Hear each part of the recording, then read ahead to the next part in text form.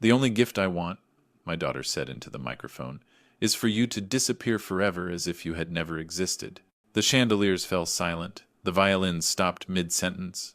My daughter's in-laws smirked as if they had rehearsed this insult. I staggered back, my chest burning, and quietly walked away. But the next morning, the PBI police sirens were outside my daughter and her husband's house. Before we get into why it turned out like this, if you believe that karma always finds its way, please subscribe and let us know where you're watching from.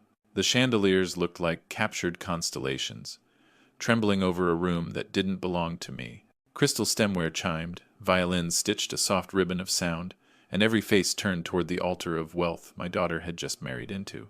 I stood at the edge with a velvet envelope in my pocket and a simple wish in my chest, blessing her, holding steady, being small so she could be big. I am Gabriel Miller, 72, retired cop, once the man who could pick a lie out of a crowd at midnight. Tonight, even truth felt slippery. My hands remembered 1,000 reports, 1,000 arrests, but they also remembered little palms learning to cross a street, a bicycle seat I steadied, a cap and gown I ironed at dawn. The uniform gave me a pension and a bad back. Fatherhood gave me everything else. I sold my old cruiser to cover her tuition, watched the metal memory drive away with its sun-bleached roof and stubborn radio. I traded early retirement for night shifts, drank burnt coffee in silent squad rooms, counted out dollars like prayer beads. I paid for the engagement party because she wanted sparkle, and I wanted her happy. I bought her first apartment because keys feel like wings when you are young and brave. I kept the receipts. I kept the faith. Sophia, my girl who once fell asleep on my chest to the hum of the air conditioner, had been gentle for so long. But gentleness can thin when money steps in with a firm handshake. The first sign was small, calls that arrived late, then not at all. The second sign was cruel. A dinner where new relatives measured me like a suit off the rack, serviceable, unfashionable. I told myself, smile, endure, do not make the floorboards creak under your pride. Her mother said patience, and I wore it like an old coat that fit everywhere except the heart. I practiced a quiet presence, stand near the wall, clap at the right moments, take no space. Fathers learn to vanish so daughters can shine. I thought that was love. Maybe it still is, just a version that bleeds more than it boasts. When the MC invited family to bring blessings, I walked forward with that velvet envelope. Inside was a letter in my neat block print, a check written out in full words, and a photograph from when we had nothing but time, a pool day with dollar store goggles and grins too big for our faces.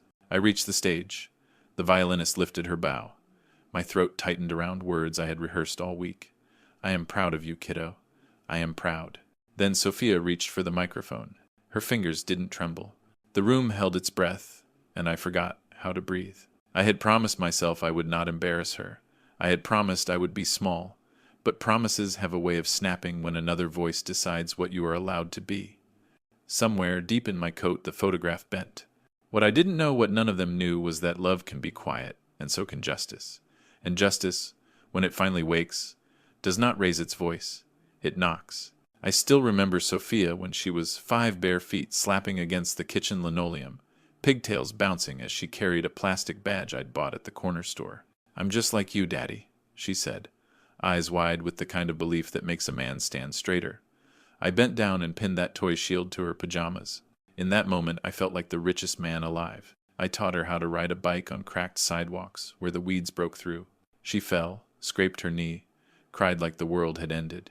I carried her home, cleaned the cut, and listened as she whispered through hiccups. "Don't tell Mom," I cried.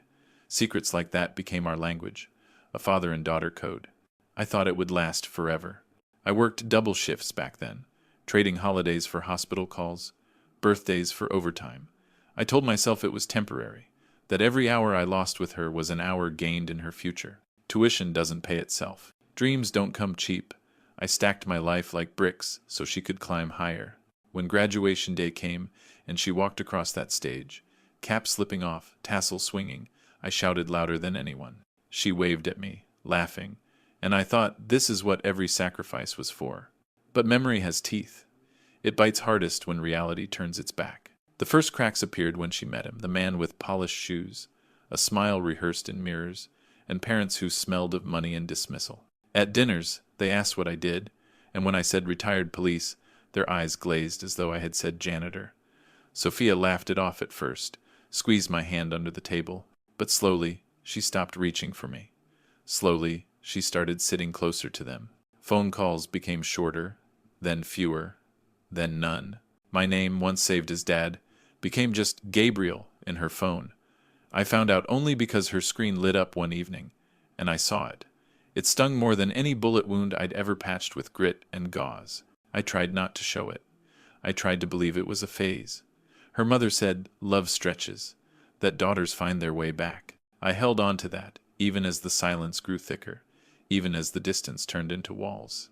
Still, I never stopped showing up. Never stopped paying the bills she didn't know about, fixing the leaks she never thanked me for, keeping watch from the shadows like I always had. Fathers don't retire from love, no matter how sharp the rejection. What I didn't see then was how rejection sharpens itself, waiting for the perfect moment to draw blood in public. The first real cut came when Sophia stopped answering my calls. At first, I blamed the schedule. She was busy, swept into her fiancé's world of charity galas and business dinners. But then the truth sharpened. She wasn't too busy. She just didn't want my voice in her life anymore. I left voicemails, the kind that start confident and end with hesitation. "Hey kiddo, just checking in. Call me when you can." Weeks passed. Silence. I tried again. "Sophia, I'm proud of you, no matter what. Don't forget that." More silence. Eventually, the line felt like a locked door, and I was the stranger knocking. The in-laws wasted no time drawing lines between us. At parties, they would smile while slicing me down with their words. "Sophia is moving up in the world," one of them told me. "And sometimes the past doesn't fit with the future." The word past hung in the air like a noose. They didn't see me as her father. They saw me as baggage. And Sophia, my little girl, began to believe them. The engagement party should have been a celebration. I paid for it without hesitation, telling myself it was my duty, my last great gift before she started her new life. The ballroom sparkled, champagne glasses clinked, and Sophia stood radiant in a gown that cost more than my car. But when the toasts came, her fiancé's parents thanked everyone except me. They called themselves the ones who made this possible. This night, my chest burned, but I stayed quiet. I smiled, raised my glass, and swallowed the humiliation with the bubbles of cheap champagne. That night, while they laughed in clusters, I wandered out onto the balcony. The city lights flickered like stars pretending to care. I told myself it didn't matter. I told myself Sophia knew the truth. But when I turned back, I caught her watching me, her face unreadable. And in that silence, I understood she wasn't going to correct them. She wasn't going to stand up for me. Something broke that night. It wasn't loud. It wasn't dramatic. It was the quiet snap of a bond stretched too thin. The worst part wasn't their laughter. It was the way she let it happen. That's when I realized I wasn't just being pushed aside. I was being erased. The weeks leading up to the wedding felt like standing in a house where the walls kept shrinking. Sophia called less, visited never, and when she did speak, her words came clipped, rehearsed, as though someone else had drafted them for her. Once, she looked me dead in the eye and said, "Dad, please don't embarrass me at the wedding. Just stay in the background." Embarrass her, as if my very existence was an inconvenience. I nodded, because what else could I do? A father's instinct is to protect, even from himself. But inside, those words drilled through me. I spent nights staring at the ceiling, wondering how I had become a shadow in my own daughter's life. I told myself it was the pressure from her new family, their wealth, their arrogance. They were pulling her into their orbit, and I was the weight she was trying to cut loose. Her mother tried to calm me. "She's under pressure," she said, her voice soft but brittle. "She'll come back around. Just give her time." I wanted to believe it. I wanted to believe that blood meant something, that love doesn't vanish because of a ring and a last name. But the more I tried to hold on to hope, the more it slipped through my fingers like sand. I practiced being small. At fittings, I stood quietly against the wall while they fussed over gowns and flower arrangements. At rehearsal dinners, I clapped politely, my presence barely acknowledged. I told myself that love meant silence, that showing up without demanding thanks was enough. But love, when unreciprocated, curdles into something bitter. The night before the wedding, I sat at the kitchen table with an envelope in front of me. Inside was a check more money than I could comfortably give and a letter I'd written in my careful block letters. In it, I told her I was proud, that I loved her, that no matter what, she would always be my daughter. I sealed it with hands that shook more than they used to. I wanted the gift to be proof of my love, proof that even if the world around her sneered at me, I would never stop being her father. I didn't know then that the very stage I was preparing to stand on would become the place she chose to sever me completely. And when that moment came when her words carved me out of her life before hundreds of eyes, I realized too late that love can't survive when one heart decides it's shameful to carry. The wedding hall shimmered as though it belonged to someone else's dream. Guests leaned in their seats, waiting for speeches, laughter, the soft edges of celebration. I walked forward when my name was called, envelope in hand, rehearsed words rising in my throat. For one fleeting second, I believed this moment could stitch us back together. But then Sophia reached for the microphone. "The only gift I want," she said, voice sharp as glass, "is for you to disappear forever as if you had never existed." The chandeliers seemed to flicker. The violins choked mid-note. Laughter bubbled from the in-laws' table, the cruel kind that waits in ambush. My chest burned, and in that heat I felt decades of sacrifices collapse into ash. The envelope in my hand grew heavier, the photograph inside bending under the grip of my trembling fingers. Around me, whispers swirled, guests nudging one another, some smirking, some pitying. I stood there. A man suddenly turned into a ghost. The air tasted like iron, thick and metallic, as if shame itself had weight. I wanted to speak, to shout, to remind her of nights I worked through pain, of coins scraped together for textbooks, of the home I built for her when I had nothing left to give. But the words never came. My throat closed around silence. Instead, I looked at her, my daughter, radiant in white, but colder than any stranger. For a moment, I thought I saw hesitation in her eyes, a flicker of the little girl clutching a plastic badge. But it vanished, replaced by resolve sharpened by wealth and whispers. So I did the only thing left to do. I straightened my shoulders, turned without a word, and walked out. Each step echoed louder than the music that never resumed. I didn't cry. I didn't stumble. I carried my silence like a shield. Behind me, their laughter swelled, convinced they had erased me. But what they mistook for defeat was only patience. Because love had turned into something else now, something colder, steadier. And while they celebrated their victory, I was already remembering the one thing they had forgotten.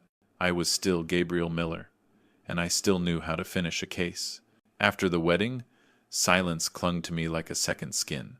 But memories, those never stayed quiet. They came back in sharp flashes, dragging me through the years, when everything I did revolved around Sophia's future. I remember the day I sold my old police cruiser. That car wasn't just steel and rubber, it was decades of nights, sirens, and cigarette smoke trapped in the seats. The hood bore dents from chases. The back seat held the ghosts of criminals who once thought they could outrun justice. It was a piece of me. But when tuition bills came due, I signed the papers and watched a stranger drive it away. My chest ached like I had amputated a limb. Still, I told myself, she's worth it. Every mile, every dent, every memory. I'd trade it all for her. I took night shifts after that, when most men my age were considering retirement. The city looked different at 2 a.m. streets emptied, danger crouched in the shadows. I learned to live on burnt coffee and vending machine meals. My bones groaned, my eyes burned, but I pushed on. Every dollar I earned was another brick in Sophia's future. There were times I'd drag myself home just as dawn cracked open the sky, my uniform smelling of sweat and city grit. I'd tiptoe into her room and find her asleep, textbooks scattered across the floor, lamp still glowing. I'd kneel down, tuck the blanket around her, and whisper promises she couldn't hear. "I'll get you there, kiddo. Whatever it takes." Her graduation day came like a sunrise. I sat in the crowd, my heart pounding louder than the applause. When she walked across that stage in her cap and gown, tassel swaying, she flashed me a smile so pure it erased years of exhaustion. She waved, and for a moment the entire world felt right. My chest swelled with pride, tears burning the corners of my eyes. All the sacrifices, the long nights, the aching body, it was worth it. She was proof. I thought love was a straight line, sacrifice at one end, gratitude at the other. But standing there, years later, humiliated at her wedding, I realized how wrong I was. Love can bend, love can twist, and sometimes love snaps. Sophia's first apartment. It still lingers in my mind like a photograph that never fades. She was 22, eager to claim independence. her eyes glowing with a mix of fear and fire. The place wasn't grand. 2 bedrooms, cracked tiles in the kitchen, and a window that groaned when you pushed it open. But to her, it was a palace. And to me, it was another sacrifice I made without hesitation. I paid the down payment quietly, telling her it was a loan. She promised she'd repay me someday. I knew she wouldn't, and I didn't care. I wanted her to feel that moment of standing tall, jingling the keys in her hand, knowing she had a place that was hers. I wanted her to have a start in life better than the one I'd had. The first night she moved in, I hauled boxes up the narrow staircase until my back screamed. I fixed the leaky faucet, patched the holes in the drywall, even painted her bedroom walls the shade of soft lavender she loved. When I finally collapsed into a chair, sweat dripping, Sophia brought me a glass of water and grinned. "Looks like you live here now, Dad," she teased. Her laughter filled the empty rooms like music. That sound, it made every ache worth it. We ate pizza on the floor that night, greasy cardboard boxes spread out between us, paper plates bending under the weight.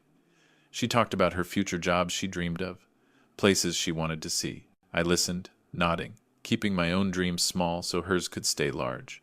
Every time she laughed, every time she leaned against my shoulder, I felt like I was doing something right. I remember locking the door behind me when I finally left, standing in the dim hallway with the keys still warm from her hand. My chest swelled with pride. That apartment was more than brick and mortar, it was a promise. A promise that no matter how hard life pushed, I'd push harder for her. I thought she'd remember those nights.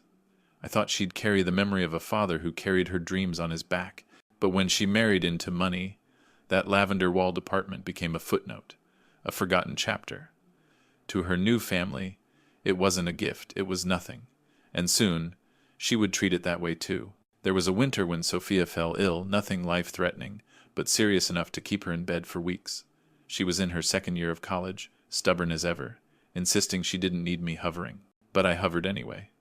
Fathers do. I drove across town after my night shifts, carrying soup in thermoses, medicine bottles rattling in paper bags.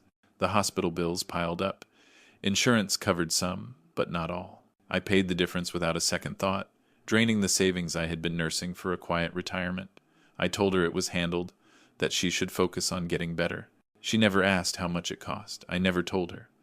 What mattered was her color returning, her voice regaining strength, the light coming back into her eyes. One night, I sat by her bed while she slept, her breathing shallow but steady. The room smelled of antiseptic and stale air, but I focused only on the rise and fall of her chest.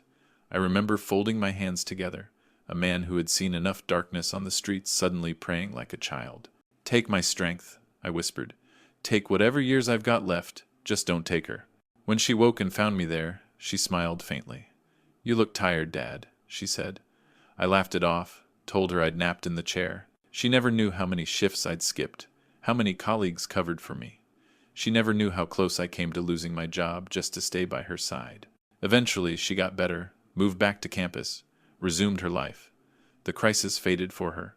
For me, it was etched in stone. I carried the memory like a scar, one only I could feel. Looking back now, I wonder if she remembers that winter at all. The soup that went cold when she wouldn't eat, the prayers whispered when I thought no one listened, the bills I quietly paid. Maybe in her world of chandeliers and wealth, such memories were too small to matter. But to me, they were everything. They were proof that love wasn't measured in words or gifts, but in sleepless nights and empty bank accounts. Proof that I gave until nothing was left, and somehow, it still wasn't enough. Her engagement, it should have been the happiest day of my life. Instead, it became another weight I carried alone. When Sophia called me, her voice bubbling with excitement, I heard only the dollar signs buried beneath her laughter. "Dad, we're having a big party. It has to be perfect." And perfect costs money. I didn't hesitate. I pulled from my savings, dipped into the account meant for my wife and me, the account we'd built for quiet vacations that never came. I told myself this was my role to pave the road so she could walk it without stumbling. The ballroom glittered with chandeliers, tables draped in silk, champagne flutes catching the light like diamonds. Sophia stood in the center, radiant in a dress that seemed to hum with pride. I stood off to the side, tie too tight, shoes too old, trying to disappear into the wallpaper. Fathers like me don't belong in rooms like that, but I paid the bill anyway. When the speeches began, I braced myself. Surely tonight my sacrifice would be acknowledged. Surely she would say my name, remind the crowd who made this glittering night possible. But as the toasts echoed through the hall, her fiancé's parents claimed the stage. "We are so proud to host this celebration," they said, voices dripping with ownership. Applause thundered, heads turned toward them with admiration. And Sophia, my daughter, my flesh and blood, stood there smiling. She didn't correct them. She didn't glance my way. She didn't speak my name. I raised my glass anyway, forcing the motion past the heaviness in my chest. The champagne fizzed bitter on my tongue, tasting of betrayal. Around me, laughter swelled, and I slipped onto the balcony to breathe.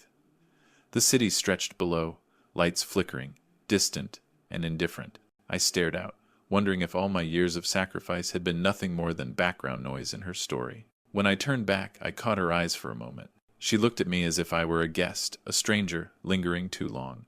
And in that silence, I knew the truth. I had paid for a seat at a table where I would never truly belong. That night, I walked home heavier than I had ever felt in uniform. The weight wasn't from the money I'd spent, it was from the realization that she had already started erasing me, one silence at a time. There was a night I'll never forget, quiet, almost ordinary. Sophia was sitting with her friends, phone in hand, laughter bubbling from her lips. I called, just to hear her voice, just to remind her she still had a father who cared. The phone lit up in her hand, and I saw it from across the room. My name wasn't Dad anymore. It wasn't even Dad. It was just Gabriel. She glanced at the screen, smirked, and hit decline. Her friends laughed with her, as if the act of erasing me was a punchline worth sharing. I stood there, frozen, feeling like I had been hollowed out in an instant. A lifetime of bedtime stories, scraped knees, and whispered promises reduced to a name stripped bare of love. Later that night, her mother found me sitting alone at the kitchen table, the glow of the refrigerator, the only light. I told her what I'd seen. She tried to soften it, to tell me maybe it was just a phase, that Sophia was under pressure. But the tears in her eyes betrayed her words. She knew what I knew. Something precious had cracked, and it wouldn't mend. I remembered every sacrifice I had made, the cruiser I sold, the nights I stayed awake, the hospital bills, the apartment keys pressed into her palm. And now, to her, I was just Gabriel, not a father, not even a memory worth respecting, just a name on a screen she could swipe away. The cruelty wasn't in the word itself. It was in the ease with which she had decided I no longer deserved the title I had earned. Fathers don't ask for much, just to be remembered for the years they gave, the pieces of themselves they carved away so their children could stand taller. And that night, I realized Sophia no longer saw me as the man who built her life. She saw me as an inconvenience. I sat there until the sun began to rise, my hands wrapped around a cold cup of coffee. I didn't cry. I didn't rage. I just stared at the wall, feeling a kind of silence heavier than any night shift patrol I had ever walked. That was the night I understood love wasn't just fading. It was being erased, piece by piece, with every press of a button. Loneliness crept in slowly, like fog seeping under a door. Days turned into weeks without a word from Sophia. I'd sit by the phone after dinner, the silence louder than any siren I'd ever chased. The house felt hollow, too big for just two aging hearts. Her mother would try to distract me with small talk, but I could see the same emptiness in her eyes. We were both waiting for a call that never came. I still bought birthday cards, writing messages in careful block letters, signing them, "Love, Dad." I mailed them even when I suspected they'd end up in the trash, unopened. I left voicemails that stretched from cheerful to desperate. "Hey kiddo, just checking in, hope you're eating well." Or, on harder nights, "Sophia, it's your father. Please, just let me know you're okay." No reply, no acknowledgement, just silence. I'd walk past her old room sometimes, still painted the lavender she once insisted on. The posters had been taken down, the shelves empty, but I could still see her there, feet swinging off the bed, giggling at some secret joke. I'd stand in the doorway and almost say her name aloud, as if that could summon her back. But the walls didn't answer. One evening, I cooked her favorite meal, spaghetti with meatballs, extra garlic bread on the side, hoping she might surprise us with a visit. The table was set for 3. The third chair stayed empty. I stared at it all night, the food going cold, the silence turning cruel. Her mother tried to comfort me. "She's busy, Gabriel. Young people forget. She'll come back." But her voice cracked, and I knew she didn't believe it either. We were both clinging to a rope, fraying strand by strand. I had faced criminals with guns in their hands, men who'd rather die than be taken alive. But nothing felt as terrifying as being forgotten by the one person I'd given everything for. The nights stretched longer, the silence heavier, and I began to wonder if I had already lost her for good. What I didn't realize then was that being forgotten was only the first wound. The deeper cut was still waiting, the cut that would come not in silence, but in public, with chandeliers blazing and violins playing, before a crowd that would bear witness to my erasure. The last memory before everything collapsed came at a dinner I'll never forget. Sophia had invited me to meet her fiancé's family again, perhaps thinking proximity could blur the sharp edges between us. I dressed carefully polished shoes, pressed shirt, the kind of effort a man makes when he wants to be seen as worthy. The table was long, candles flickering, silverware glinting under the weight of wealth. I sat at the far end, an outsider at my own daughter's celebration. The in-laws spoke in careful tones, words dipped in honey but edged with steel. They asked about my career, and when I said, "Retired police officer," their smiles thinned.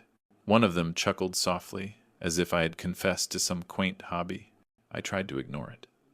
I tried to focus on Sophia, her laughter, the way her hand rested lightly on her fiancé's. But every time I glanced at her, she was already looking away, as though embarrassed by my presence.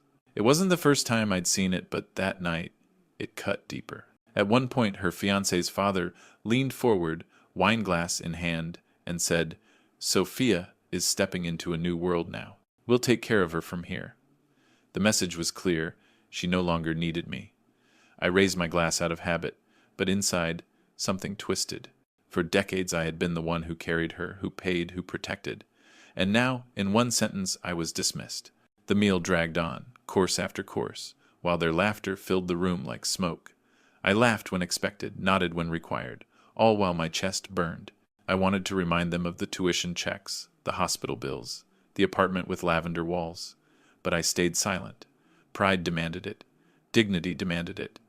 When dessert arrived, I caught Sophia's eye. For a heartbeat, I thought I saw conflict flicker there, maybe even guilt. But just as quickly, it was gone, replaced by the polished smile she wore like armor. That was the night I understood fully. I wasn't just being sidelined. I was being written out of the story. Not with cruelty loud enough to fight against, but with a quiet, suffocating erasure. And worse, my daughter was letting it happen. Looking back now, I see that dinner for what it truly was. Not a meal, not a celebration. It was a rehearsal for the final act of betrayal that would come on her wedding day, beneath the chandeliers and the music, when she would erase me in front of everyone. The night of the wedding, I walked out carrying nothing but silence. But when dawn came, silence turned into purpose. I went to the study, a room I hadn't opened in years. Dust lay thick on the shelves, old case files stacked in uneven towers like forgotten soldiers waiting for orders. In the corner sat a locked metal cabinet, the one I had promised myself I'd never open again. My hands shook as I turned the key. The cabinet groaned, its hinges stiff with time, and inside lay pieces of a past life photographs, reports, handwritten notes on yellowing paper. Among them was a folder marked with a name I recognized all too well, the family my daughter had just married into. I pulled it out slowly, as though handling something poisonous. The file dated back nearly 20 years, back when I was still on the force. I had stumbled across irregularities, bank transfers with no clear origin, businesses on paper that never seemed to exist in real life, whispers of offshore accounts. At the time I flagged it, but the higher-ups told me to drop it. Not our jurisdiction, they said. Leave it alone. But I didn't leave it alone. I copied everything I could, telling myself it might matter someday. Then I locked it away, buried it under the weight of years, and tried to forget. I never imagined that someday those pages would come back not as a case, but as a weapon. As I sat there with the folder spread open before me, my chest tightened with something I hadn't felt in years. Not grief, not humiliation, resolve. They thought I was nothing but an old man to be mocked, erased, laughed at. But I still knew how to follow a trail, and I had already walked theirs once before. Love had bent until it snapped. Now justice was all I had left. And justice, I knew, had a long memory. The folder smelled of old ink and regret. Pages yellowed at the edges, photographs curling, paper clips rusting from years of neglect. I laid them out across the desk, each piece a breadcrumb leading back to the same truth. Sophia's new family wasn't just rich, they were dirty. I had started the file back when I was still a detective. a local business front that never seemed to open its doors, invoices for services that didn't exist, money moving across borders faster than any product ever did. I remembered the frustration, every lead pointing higher, every trail vanishing into the untouchable world of the powerful. One report caught my eye. A shell company registered under 3 different names, all tied back to the same family. Offshore accounts in places where sunlight never reached. The numbers didn't lie. Back then, I couldn't prove it well enough to make it stick, but I knew what it was. Money laundering, plain and simple. I sat back in my chair, the lamplight flickering against my tired eyes. My daughter had just tied her life to these people, stepping into their empire as if it were built on gold. But I knew better. It was built on shadows, on lies, on stolen futures of people who would never even know the names behind their ruin. The irony cut deep. I had spent my whole life teaching Sophia about integrity, about standing tall, about living honest. And here she was, smiling beneath chandeliers, joining hands with a family who treated the law like a game they were too rich to lose. I tapped the folder, listening to the rustle of paper, and felt a fire stir in my chest. They thought time had buried this evidence. They thought an old man couldn't hurt them. They thought wrong. What Sophia didn't know, what they all didn't know, was that their empire had cracks. And I spread the documents across the desk like puzzle pieces. Bank transfers, property deeds, corporate registrations, all threads of a tangled web. Years on the force had taught me one truth. Money leaves footprints, even when the guilty try to walk on air. One document detailed wire transfers routed through 3 countries in the span of 24 hours. Another showed properties purchased, sold, then purchased again, each time under a different name but always circling back to the same family. I recognized the patterns instantly. Shell games, smoke screens. The same tricks I'd seen criminals use when they thought they were smarter than the law. My pulse quickened. The evidence wasn't just circumstantial, it was damning, the kind of thing any federal agent would salivate over. I traced the lines with my finger, muttering to myself like I used to during long stakeouts. Every detail painted the same picture. Sophia's new in-laws weren't tycoons. They were thieves with better suits. I dug deeper, pulling old photos I'd taken, grainy shots of warehouses supposedly storing imports, though no trucks ever came or went. I had notes scribbled in the margins, dates, times, license plates. My handwriting had aged, shaky now, but the truth it captured hadn't faded. Back then, I couldn't touch them. Now I realized I didn't need to. The file itself was a loaded gun, waiting to be fired. A strange calm settled over me. The humiliation of the wedding, the sting of Sophia's words, it all quieted under the weight of something larger. Justice wasn't about shouting in a ballroom or demanding recognition. Justice was about patience, about knowing when to act. And as I looked down at those papers, I knew the time had come. The family thought they had erased me, turned me into nothing. But I still had the one thing they could never control, the truth. And the truth was sharp enough to cut them wide open. Evidence on paper can whisper the truth, but witnesses can make it shout. I knew I needed more than bank statements and blurry photographs. So I went back to the names in my notes, the people who had once been too afraid to speak. The first was a warehouse worker I remembered from years ago. He had signed off on shipments that never arrived, paid in cash for silence. I tracked him down, older now, grayer, carrying the weary eyes of someone who had lived too long with secrets. When I showed him the old photo, his hands shook. "I don't want trouble," he muttered. "You've already lived with trouble," I told him softly. "This is your chance to end it." He hesitated, then nodded. "I'll talk." Next was an accountant, one who had cooked the books for the family until his conscience cracked. Back then, he had refused to testify, convinced they were untouchable. Now, sitting across from me in a diner booth, he looked worn down by years of silence. When I slid the folder across the table, he sighed. I should have spoken out then. Maybe this is my last chance to do it right. Piece by piece, I rebuilt the human side of the case. Their voices, once smothered by fear, began to rise. Each testimony was another nail in the coffin of the empire my daughter had married into. Walking home after those meetings, I felt a strange calm settle over me. Not triumph, not yet, but certainty. For years, I had carried the weight of evidence without the strength to act. Now, others were willing to carry it with me. Together, our voices would be louder than any chandeliered wedding hall, stronger than any smirk from her in-laws. Justice was no longer just a file on my desk. It was alive, breathing, moving, and it was coming for them. Late at night, when the house was still and only the hum of the refrigerator filled the silence, I'd sit at my desk with the folder open in front of me. Each page felt like a heartbeat, steady and undeniable. I thought of the oath I had taken all those years ago to protect and serve. Back then, I believed it meant catching thieves in alleys, stopping violence before it spread.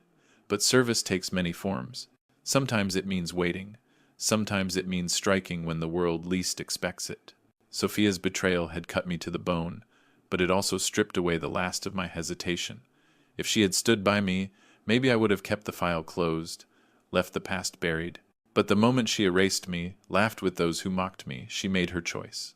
And in doing so, she freed me to make mine. I flipped through the evidence, page after page, my finger tracing names, dates, signatures. Each one wasn't just proof of corruption, it was a reminder of the people hurt along the way. Families cheated, workers silenced, lives broken so her new family could build their empire of glass and lies. My blood boiled, not with rage, but with duty. This wasn't about vengeance anymore. It was about restoring balance.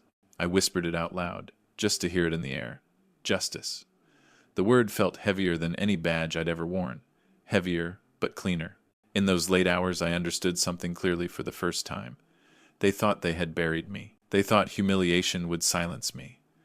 But humiliation only sharpened the edge of my resolve. I wasn't just a father anymore. I was a man with a mission, one final case to close. And this time, I wasn't going to stop until every last truth was dragged into the light. By the end of the week, my desk looked less like a relic and more like a war room. Every sheet of evidence, every photograph, every signed testimony was organized into neat stacks, clipped and labeled. The chaos of the past had been turned into order, into a weapon. I placed the files into a single box, sealed tight with tape, my name scrawled across the top. It wasn't just paperwork, it was the sum of decades. My sacrifices as a father, my silence as a man, my patience as someone who believed in justice. All of it had led here. I called Daniel, my lawyer friend, and told him it was time. The next morning, we carried the box into a federal building whose walls I had once walked as a cop, though never as a petitioner. The FBI office smelled of ink and old carpet. Agents glanced at me, an old man with tired eyes, holding a box like it contained his very soul. When we laid the evidence on the table, the room grew still.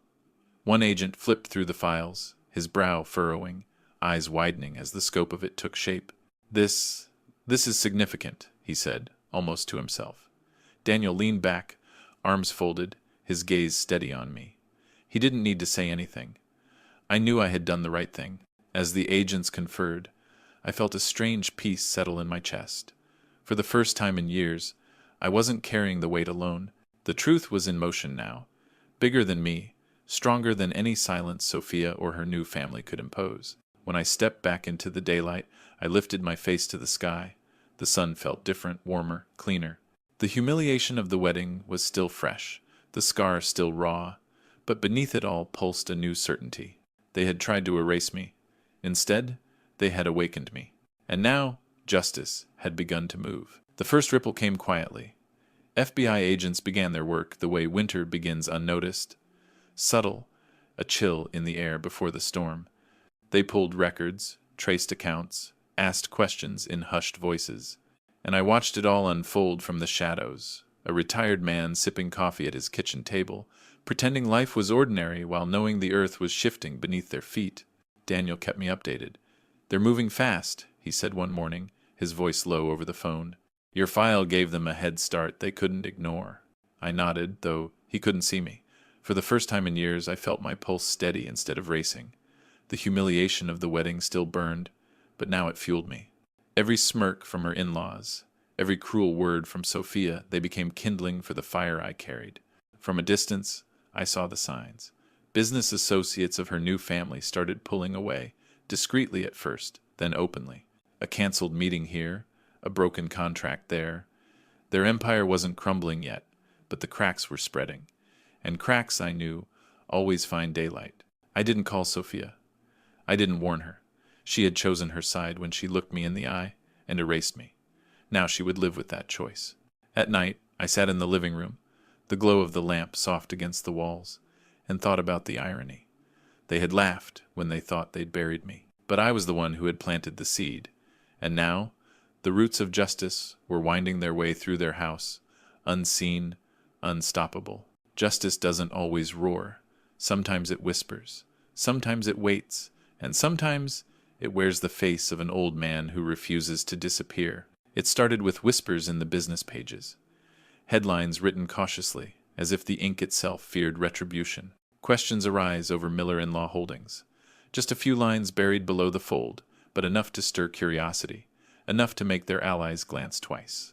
I clipped every article, stacking them in a folder beside the original file. Proof that the storm had reached the surface. Daniel called me late one evening. "They're not laughing anymore," he said. "Your son-in-law's family is scrambling. They know something's coming, they just don't know how much." I pictured them around their long dining table, the same one where I'd been treated like a stranger. Only now, the air would be tight with panic instead of smugness. Deals once certain were suddenly fragile. Partners who had toasted their empire were now slipping out the back door, unwilling to drown with them. Sophia posted pictures online of glamorous dinners, smiling as though nothing had changed. But I could see it in her eyes, the smile didn't reach them anymore. She knew something was wrong. She just didn't know that the wrong had my fingerprints on it. For years, I had been erased, silenced, humiliated. Now, the silence was theirs. The whispers that once circled me in shame now circled them in fear. And I didn't need to shout or gloat. All I had to do was wait. Justice had already taken the microphone. It didn't take long for the dominoes to fall. Business partners began distancing themselves, citing strategic differences. Longtime allies stopped returning calls. Contracts that had once been locked in stone suddenly dissolved like sugar in water. I read every headline, watched every news segment, and felt the weight of years lift inch by inch. Daniel phoned me again. "They're bleeding, Gabriel, not just money, reputation. And reputation is what built them." He was right. Their empire had always been more illusion than foundation, a tower of glass propped up by fear and false smiles. Once cracks appeared, no one wanted to be near when the shattering came. Friends turned to strangers. Strangers turned to enemies. Their name, once spoken with envy, now carried a stench. I imagined Sophia's world shrinking. The designer clothes still hung in her closet, but the invitations stopped coming. The smiles at parties turned tight, then disappeared altogether. Wealth can buy silence, but it can't buy loyalty, not when the tide turns. I stayed quiet. No phone calls, no letters. She would find no comfort in me, not anymore. She had chosen to erase me, and now, when the world began erasing her in return, I let it happen. Justice wasn't loud. It didn't need to be. It worked like erosion, steady, patient, inevitable. And as I watched their empire crumble grain by grain, I felt a calm I hadn't known in years. The man they had mocked, dismissed, and humiliated was still here, still standing. And for the first time in a long time, I didn't feel small. I felt unshakable. Panic has a sound. I imagined it filling their mansion, the raised voices behind locked doors, the phone calls that ended in slammed receivers, the arguments spilling over polished marble floors. They had always carried themselves with smug certainty, but certainty crumbles fast when the walls start closing in. Daniel confirmed it one morning. They're cornered, Gabriel. Auditors are crawling over every inch of their businesses. Associates are cutting them loose. It's only a matter of time. I don't know. Still, Sophia clung to the illusion. I saw the photographs she shared, smiling in ballrooms, raising glasses of wine, pretending the chandeliers still sparkled for her. But the truth hid in the stiffness of her shoulders, in the way her eyes darted toward the camera but not through it. She was trying to convince the world that nothing had changed even as everything was falling apart. Her in-laws weren't so composed. Reports surfaced of shouting matches in boardrooms, of desperate attempts to shift blame. They tried to buy silence, but money loses its value when fear outweighs it. The empire they thought was untouchable had become radioactive. No one wanted to be near it. I stayed invisible, just as she had demanded at her wedding. I didn't need to stand in front of her or raise my voice. The work had already been set in motion, and the law was a machine that once fed will not stop until it finishes. She thought she had humiliated me into disappearing, but what she never understood is that silence is not absence. Silence is patience. And patience, in the hands of a man who still knows how to finish a case, is deadly. They laughed at me once. Now they laughed at nothing at all. It was a Saturday morning when the storm finally broke.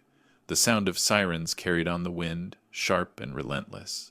A song I knew better than my own heartbeat. I didn't have to be there to imagine it, the flashing lights cutting through their manicured hedges, the heavy fists pounding against gilded doors, the shouts of agents who weren't there for ceremony. Neighbors gathered outside their gates, phones raised high, capturing the spectacle. The family that once lorded over everyone with smug superiority now stood frozen in their own driveway, faces pale under the glare of red and blue. Their empire wasn't untouchable anymore. It was under siege. Inside, I pictured the chaos, the drawers yanked open, papers scattered, laptops sealed in evidence bags. The mansion that had mocked me with its excess was now a crime scene. Every chandelier, every marble column, every imported rug bore witness to the collapse. Daniel called later, his tone sharp but satisfied. "It's official. They've been raided. It's over, Gabriel. You did it." I didn't answer right away. I sat in my chair, staring out the window at a quiet street far from the chaos, and let the weight of his words settle. Did it feel like victory? Not exactly. But it felt like balance, like the scales I had once sworn to protect were finally evening out. For years, I had carried silence like a wound. Now, silence felt different. It felt like justice moving through the world, steady and unstoppable. They had erased me at a wedding. The law had erased them in their own home, and I hadn't needed to lift a finger, just the lid of an old file. I stood across the street that morning, hidden beneath the shade of an old oak tree, my lawyer beside me. From where I stood, I could see the flashing lights bouncing off their mansion's windows, agents moving in formation, neighbors whispering with phones raised high. The house looked less like a palace, and more like a stage collapsing under its own weight. Then I saw her, Sophia. She stepped out onto the front steps, her silk robe clutched tight, her face pale as ash. She wasn't the radiant bride beneath chandeliers anymore. She was a woman watching the ground crack beneath her feet. Her eyes swept over the crowd, desperate, furious, searching for someone to blame. And then she saw me. For one brief moment, our eyes locked.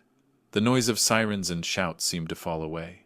There was no wedding crowd, no smirking in-laws, no cameras, just a father and a daughter standing on opposite sides of a line that could never be crossed again. Her lips parted as if to speak, but no sound came.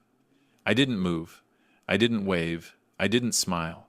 I simply held her gaze until she looked away, her shoulders collapsing under the weight of a truth she had never wanted to face. "Beside me," Daniel whispered. "She knows." I nodded, my chest steady. Yes, she knew. There was no need for words, no need for confrontation. The raid was the confrontation. The silence between us was the verdict. And in that silence, I finally felt the kind of justice that doesn't shout it, simply exists. The world had erased me from her story. But in that moment, she realized what I had always known. I was the story. The days after the raid played out like the unraveling of a thread pulled too far. Headlines screamed now, no longer whispers tucked in the corner of newspapers. Financial empire collapses under federal investigation. Arrests made in widespread laundering scheme. Their name, once untouchable, was dragged through mud on every channel, every screen. I watched the broadcasts from my living room. Sophia's husband, once so smug, was led out of a courthouse in handcuffs, cameras flashing, reporters shouting questions he didn't answer. His parents tried to hide behind tinted windows, but glass can't block shame. Their allies abandoned them in droves. The same society that had once bowed at their feet now devoured them with relish. Daniel called it a victory. You've taken away the only thing they ever valued, their power. He was right. Money could be rebuilt, but reputation once shattered never returns whole.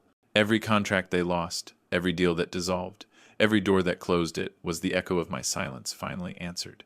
And Sophia? I saw her only in glimpses. Paparazzi caught her leaving courtrooms, her head down, her face pale. The diamond rings and silk gowns couldn't shield her from the truth. She had married into a crumbling dynasty, and now she was tangled in the ruins. I didn't reach out. She didn't call. There were no apologies, no excuses, just silence stretching wider between us. But for the first time, it wasn't heavy. It was freedom. They had erased me in front of the world. Now the world was erasing them, and I didn't have to lift a hand. Justice had done what I never could. I leaned back in my chair, the glow of the television flickering across my face, and let out a long, steady breath. The case was closing. The scales were even at last. The media circus burned for weeks. Cameras camped outside their gates. Headlines feasted on every detail, every downfall. The empire Sophia had married into was now rubble, their name a cautionary tale whispered in boardrooms. And through it all, I stayed silent. Daniel urged me once. "You should speak, Gabriel. People would listen. They'd want to know how you uncovered it." But I shook my head. This wasn't about me. It was never about recognition. It was about balance, about restoring the scale they thought they had broken. My silence had already spoken louder than any press conference ever could. I boxed up the clippings, the photos, the documents, and slid them back into the cabinet where it had all begun. Only this time, the cabinet didn't feel like a grave. It felt like closure. Sophia's world had collapsed in front of her, and I hadn't lifted a finger against her directly. The law had done the work. Justice had carried the burden, and that was the difference between revenge and righteousness. On the last night of the storm, I stood outside their mansion. Police tape fluttered in the wind, the once bright windows now dark and hollow. I looked at the house where I had once been treated like an intruder, and for the first time, I felt no anger, no sadness, only certainty. They had erased me at a wedding, thinking it would be the end of my story. But the end was theirs, not mine. I turned, walked back into the quiet night, and let the past close behind me like a door. The case was finished, and so was I with them. When the dust finally settled, I expected to feel triumph. Instead, what I felt was quieter, like the hush after a long storm, the kind of silence that doesn't weigh you down but lets you breathe again. Justice had been served, and with it came a strange, steady peace. At breakfast, my wife asked me if I regretted it. I looked at her across the table, at the woman who had carried every wound with me, who had watched me sink under the weight of Sophia's betrayal, and had still stood beside me. "No," I told her, my voice steady. "I don't regret a thing. It wasn't revenge. It was correction. A resetting of the scales that had been tipped for far too long. And as much as it had cost me sleep, years, even the last fragile threads of fatherhood, I knew I would do it again. Because truth matters. Because justice matters. The humiliation of the wedding no longer haunted me in the same way. I could think of it without the sting, without the burn in my chest. It was no longer the moment I was erased. It was the spark that reignited me. The proof that even when stripped of dignity, even when pushed into silence, I still had one final case to close. I spent mornings in the garden now, dirt under my fingernails instead of ink and gunpowder. The tomatoes grew in neat rows, stubborn and red, just like me. Birds sang where sirens used to echo. For the first time in years, I felt like I was living, not just enduring. Sophia's absence remained, a hollow I no longer tried to fill. I had given her everything a father could give. She had chosen to discard it. That choice was hers to live with. Mine was to move forward, carrying not bitterness, but clarity. Justice had spoken. My hands were finally empty. And for the first time in decades, that felt like freedom. My days grew quieter, but quiet no longer felt like punishment. It felt earned. I rose with the sun, brewed coffee that didn't taste of exhaustion, and read the paper without scanning the crime reports first. The world kept turning, and for once, I let it turn without me chasing after it. I spent hours in the garden, kneeling in the dirt, coaxing green from the soil. There was a rhythm to it, a patience that reminded me of stakeouts, but instead of waiting for a suspect, I was waiting for life to bloom.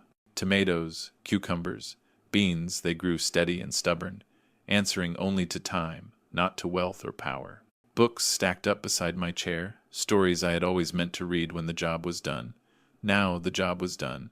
I let myself get lost in them, let other voices carry me somewhere far from betrayal and sirens. Sometimes neighbors stopped by, curious about the vegetables, eager to trade a smile or a recipe. They didn't know my story. They didn't know what had happened beneath chandeliers and headlines.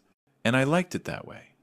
To them, I was just Gabriel, the old man with dirt under his nails and a steady hand. Not a ghost, not a victim, not even a hero. Just a man. Sophia never called. Weeks turned into months, and the phone stayed silent. But the silence no longer mocked me. It freed me. I didn't wait for her voice anymore. I didn't set 3 places at the dinner table. The hollow space she left became part of the house. Like a scar on the wall you stop noticing after a while. I had given her everything I could. The rest was no longer mine to give.